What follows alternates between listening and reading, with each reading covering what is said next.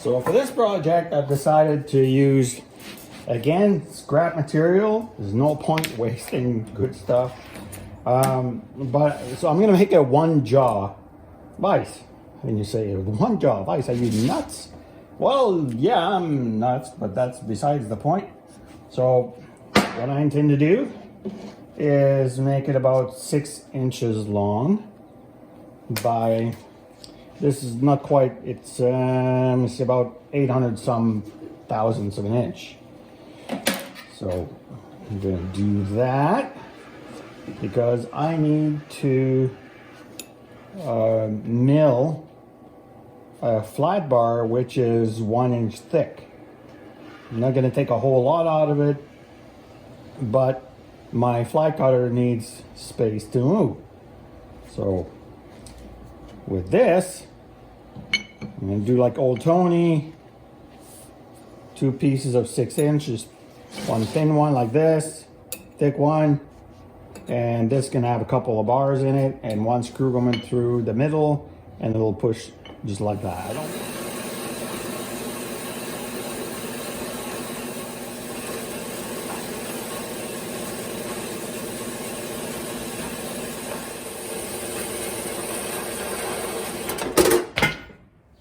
I'm a firm believer in keeping it simple, so let's take the grinder and cut the other piece this way.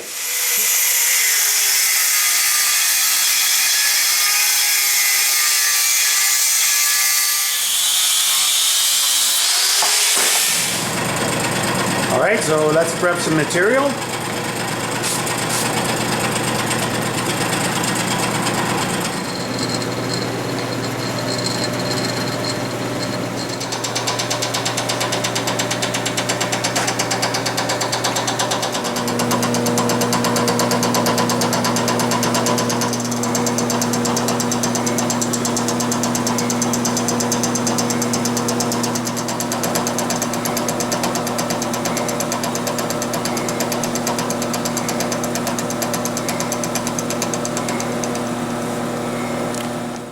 Okay, so I've got my 2 pieces cut, right?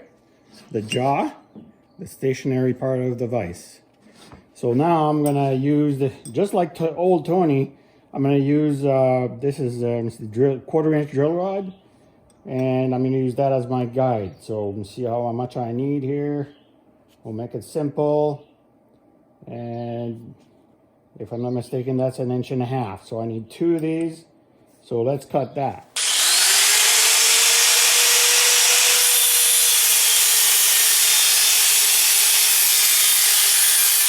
Okay, so my pieces are cut. So here's what I'm going to intend to do now.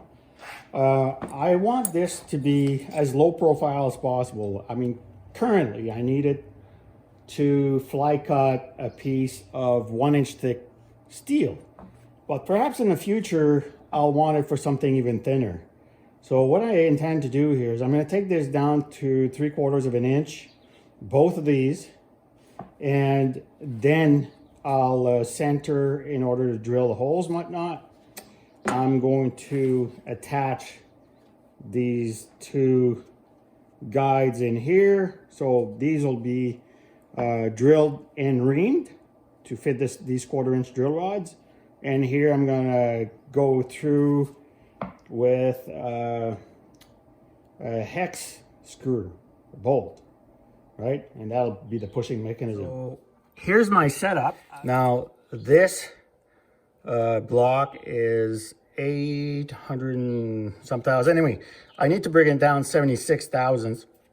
So first I'm going to bring this one down to this level, and then I'm going to take everything down 76 thousandths of an inch.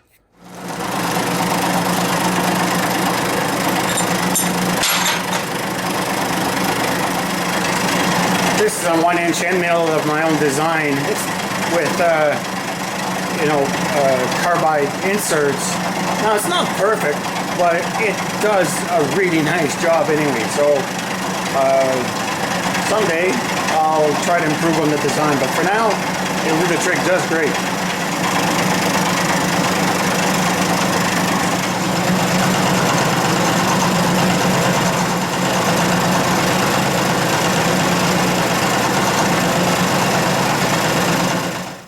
my pieces are the same level now. So what I've done is I've touched off on this just to make absolutely sure. And I've got 76 thousandths to go.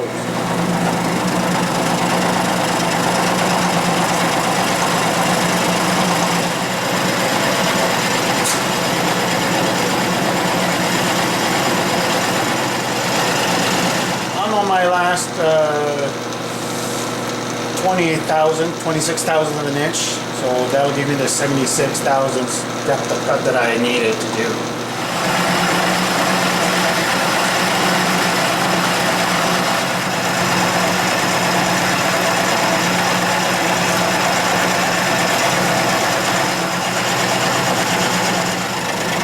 This is my last pass with the end mill. I've decided to put in the fly cutter after all. After this, my surface finish is not as nice as I'd like it to be, so that's what I'll do. I'll do one more pass with the fly cutter after this. Take 3 5,000ths, and that'll should clean it up.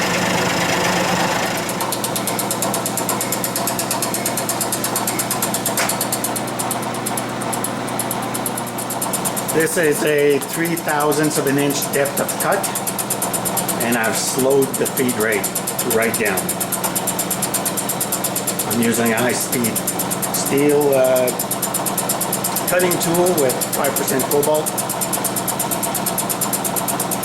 and it's really sharp, so hopefully it gives me the finish I'm looking for. Well, so far the finish is exceptional. So let's see if that holds up.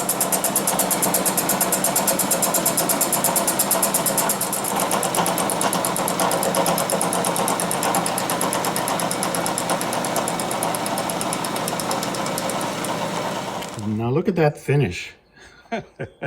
That's what a fly cutter can really do. They really shine. All right, we'll take this off. And remember, this is 2 pieces. Look at that. It's just nice that it's you know, nice and flush like this. Okay, let's continue. Okay, so this is basically how it's going to look once this is all drilled up and whatnot. So you're gonna have these 2 guiding rods. They're gonna be partly glued in. So I'm gonna go about 3/8 of an inch in the jaw. And then there's gonna be a relief hole of 1/16 of an inch, so that, because it's going to be okay, this guiding rod is going to be counterbored and Loctite inside this jaw by 3/8 of an inch in depth, and it's going to slide in freely inside the vise.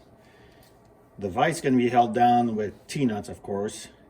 So I've measured 2 of the slots, the 5/8 slots in my mill, and this is where those bolts are going to reside, and they're going to get countersunk in here so that the head gets to be even with this. So we want to keep the low profile as much as possible.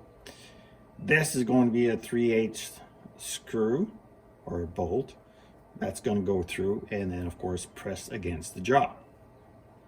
So it's a very simple mechanism, but it should work very well. You can make this as low as you want, really, as long as you got enough meat to for your bolts to screw into. I'd share a little tip while I'm getting set up prior to drilling my holes. Even though I'm going to use a center drill, I still like to put a punch mark just to guide the whole thing to go in straight. But there's a caveat to that. When you do that, you're going to make sure that it's actually centered. And how do you do that? A little tip that I learned from That Lazy Machinist on YouTube. Check his channel. He's just a wonderful teacher. And what you do is you follow the line. Mr. Pete taught that as well. Follow a line with the tip of your punch and guides you to the center. You put a light mark in and go under a magnifying glass. Just make sure everything is actually centered. And then if it's not, you can punch in that direction of where it needs to go a little bit, and it moves the metal. it's a wonderful tip, and it works really great to get really accurate drilling. If you're going to have multiple drilling and reaming operations, here's a nice little tip for you. Set up so that you don't need to change the height of your mill drill, especially if you don't have a stabilizing arm, because then you're going to lose all of your coordinates. So, you know, check that your longest bit will actually clear, and check that your smallest bit will actually reach with your mill drill, right? And then you never have to change the height of your mill drill throughout the whole thing. So that's a nice little tip. Pick that up from, again, Lazy Machinist. Check out his channel, wonderful teacher. So first things first, I'm going to be doing multiple drilling operations. So I want to see that my mill, my vise is still trimmed correctly. So I put a 5/10 indicator here just to see where I'm at.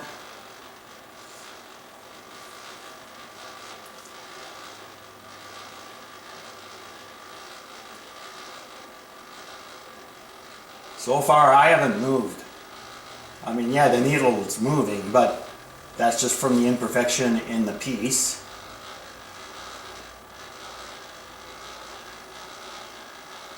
So I'm right on the money. My vise is still trimmed correctly.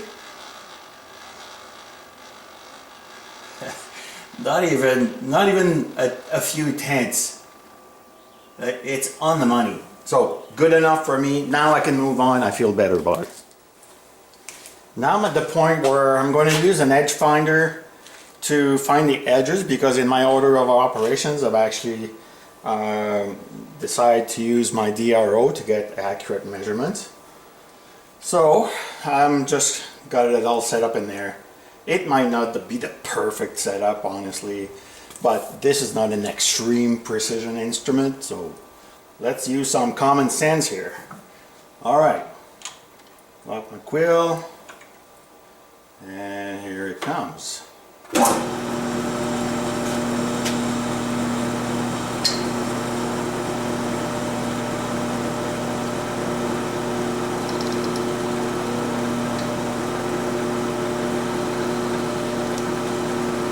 Okay, that's my Y0.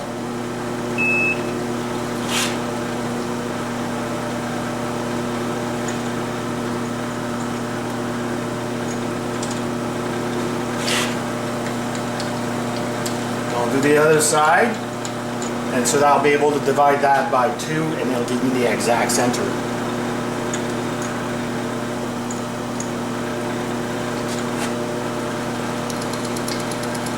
Try again, make sure I have the right spot. Right there. Okay, so now I can press Y, half, and that should have given me the center. So let's test that just for fun. Shut off that motor. Don't need that. And then, okay, I'm just gonna change the view for you. Show you the DRO. Okay, so the Y is in the middle here. Okay, so if I go down to 0, I should be in the middle.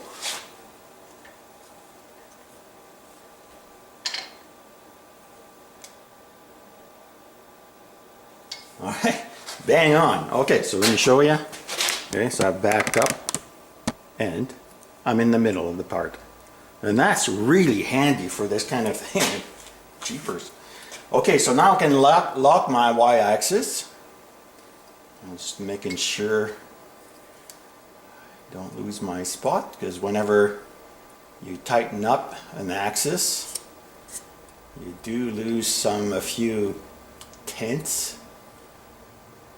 Alright, there you go.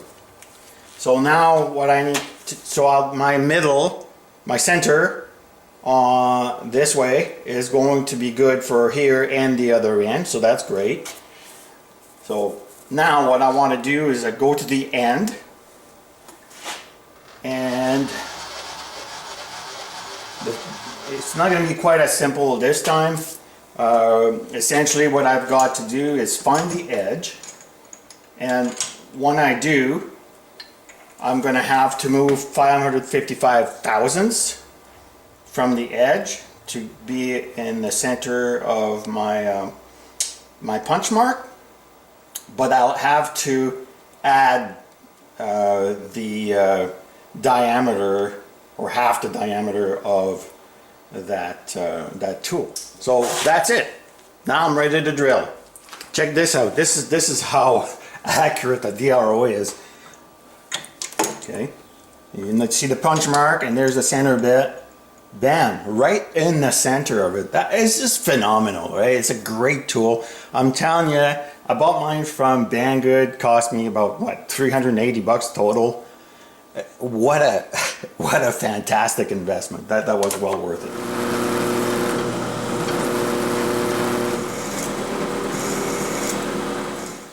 Okay, I've got the reamer on. As you can see, I left myself just enough room to clear everything. Okay, so reaming, if you've never done it, you know, or newbie like me, make sure you put lots of oil and on the reamer itself. Can't have too much oil. Okay, here we go.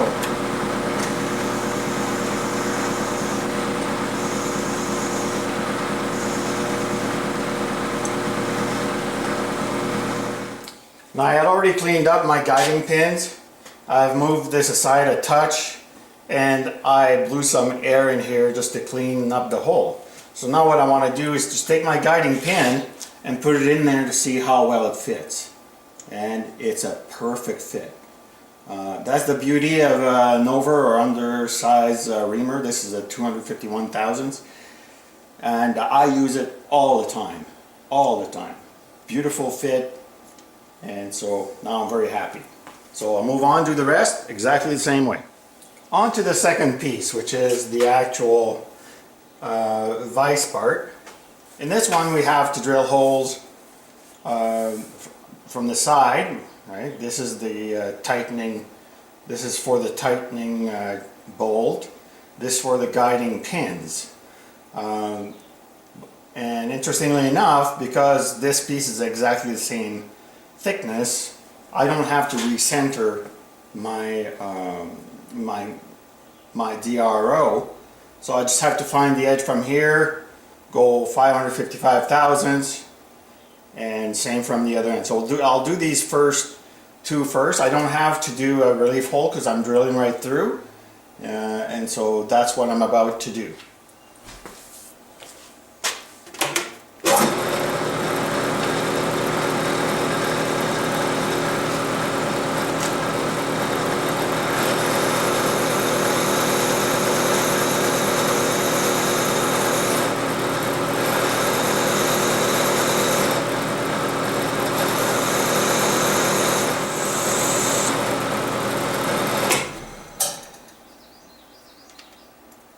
There we go. Time to make some T-nuts. So let's square up some stock. We'll go from here.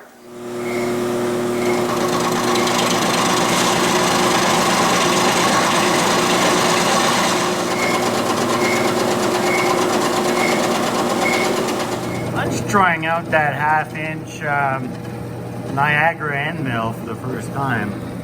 Look at the finish. You truly do get what you pay for. The T-nuts are now made, tapped to 3/8/16. This is all ready as well. So what's a guy with a surface grinder to do? I'm gonna surface grind these suckers.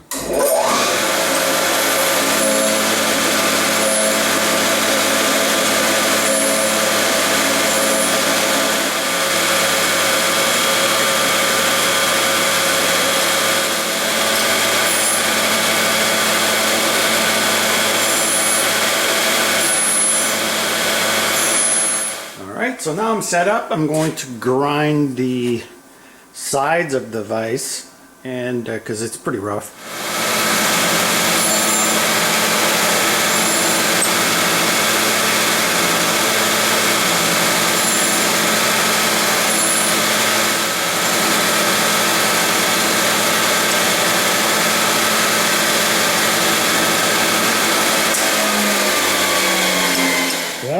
looks like another one for the books. My one Jaw Vise is done. But no project would be complete without actually trying it out. So let's take this to the mill and I'll show you why I built this thing. Now, for some odd reason, whenever I want to mill something, like these jaws actually go on the outside of this, on the outside. So I'm actually able to have a huge opening on this particular vise. But unfortunately, this is not perfectly flat in comparison to this. Because let's face it, there's some flex up and down to a point. And then, and a really big piece simply won't fit between the jaws no matter what. So what I do is I take a square. Let's remove this for a second. Okay, put your square down here. Hopefully you can see this. Yeah. Put your square and square these up, tighten them down. Okay. So the whole idea is being able to fly cut a really low profile piece of steel. Like this is a smaller version because I don't particularly want to move my vise at the moment, but I've got a bigger project that I'm working on and I need to fly cut pieces that are 6 by 6. So anyway, so now what I can do is take this, just lean it against like that, tighten this down,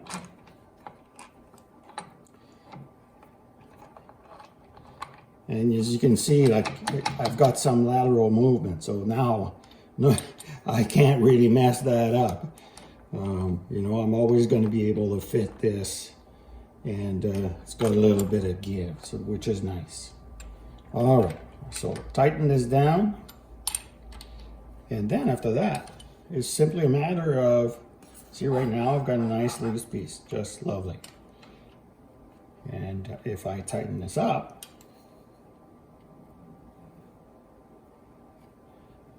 oh, come on, I'm a little slow. And you see this movement here. That thing is absolutely not moving. There is no way. So it's a really nice, simple project-ish, sort of. Oh, I see this is moving here. So, you know, you tighten it properly. But in any case, as you can see, it's something that anybody can do. You don't need to have a surface grinder, of course. I just did that because I have it and I wanted to try it out. But the cool thing is that you could have a drill press and be able to do all this. Just not a... So there you have it. Thanks for watching. Please like and subscribe. And take care, folks. Bye-bye.